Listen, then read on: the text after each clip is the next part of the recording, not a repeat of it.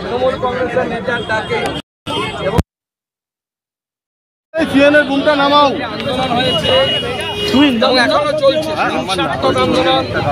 এবং সেই আন্দোলনের সময় কলকাতাতে একটি গাড়ি থেকে, যে গাড়িতে রামনবমীর এবং ভগবান রামচন্দ্রের ছবি দেওয়া পতাকা ছিল, সেই পতাকা খুলে ফেলা হয়েছে।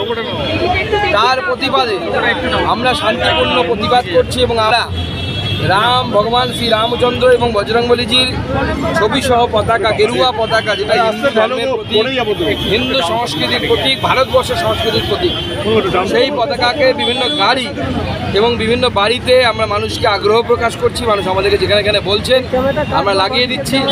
আমি যে বাড়ির সামনে আছি সেই বাড়িতেও আমরা গেরুয়া পতাকা বেঁধেছি।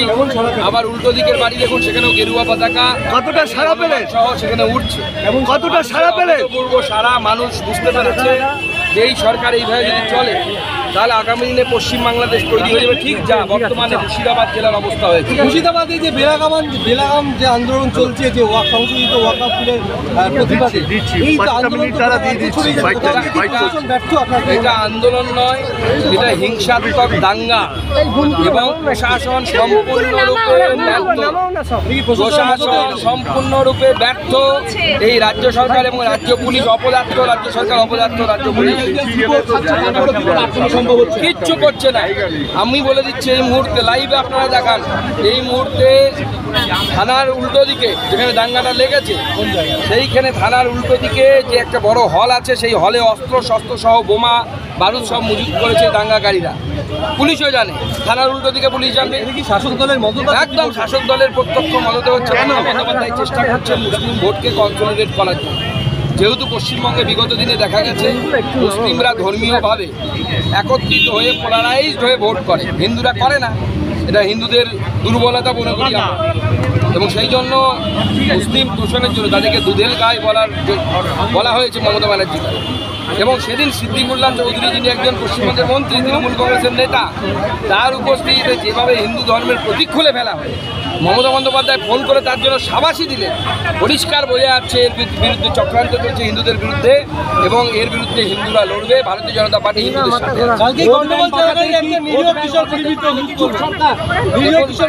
ওখানে গুলি চলছে, বোমা চলছে, ভয়ঙ্কর পরিস্থিতি। আমাদের কাছে খবর হচ্ছে বিধায়কের ভাই তারা রাস্তায় দাঁড়িয়ে ওপেন শুট করছে।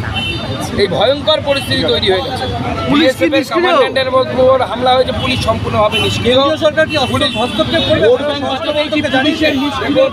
নিষ্ক্রিয়তা হচ্ছে সম্পূর্ণ ভোট ব্যাংক নির্ভর নিষ্ক্রিয়তা, এবং এইভাবে বেশি দিন চলতে পারে না। মমতা বন্দ্যোপাধ্যায় যদি ভাবেন হিন্দুদেরকে ভয় দেখিয়ে এইভাবে দমিয়ে রাখবো, আগামী দিনে কিন্তু শান্তিপ্রিয় হিন্দুরা বাধ্য হবে আইন হাতে তুলে। তখন কিন্তু গোটা রাজ্যে থামাতে পারবে না। মুর্শিদাবাদে আমরা কম আছি, আমরা জানি, কিন্তু আমরা নদিয়াতে আছি বেশি। আমরা যদি শুরু করি তাণ্ডব নৃত্য, শিবের তাণ্ডব নৃত্য কিন্তু শুরু হবে। মমতা বন্দ্যোপাধ্যায়কে হুঁশিয়ারি দিচ্ছি, এখনো সময় আছে। পুলিশকে বলুন উপযুক্ত ব্যবস্থা নিতে। গুলি চালাতে হলে গুলি চালান, কাঁদানে গ্যাস চালাতে হলে কাঁদানে গ্যাস চালান, বুলডোজার লাগলে বলবেন, আমরা সাপ্লাই করে দেবো বুলডোজার। মুর্শিদাবাদের পরিস্থিতি কি কেন্দ্রীয় হস্তক্ষেপ দাবি করবেন? স্বরাষ্ট্রমন্ত্রীকে প্রয়োজনে কেন্দ্র সরকার করবে, যা করার সেটা করবে। আপনারা কি জানাবেন? আমার সাথে নিয়মিত যোগাযোগ হচ্ছে। স্বরাষ্ট্র দপ্তরে জানিয়েছে। এখন রিপোর্টের থেকে আমাদের ভারবার রিপোর্টের বেশি প্রয়োজন, এবং আমরা গতকাল কথা বলে আগ্রহ করেছিলাম মাননীয় গৃহমন্ত্রী নিজেকে বিএসএফ নামান। বিএসএফ নেমেছে তাদের এখতিয়ারভুক্ত জায়গায়, কিন্তু আপনারা জানেন কেন্দ্রীয় বাহিনী নিজে নিজেই নামতে পারে না যতক্ষণ না পর্যন্ত রাজ্য সরকার চাইছে। এটা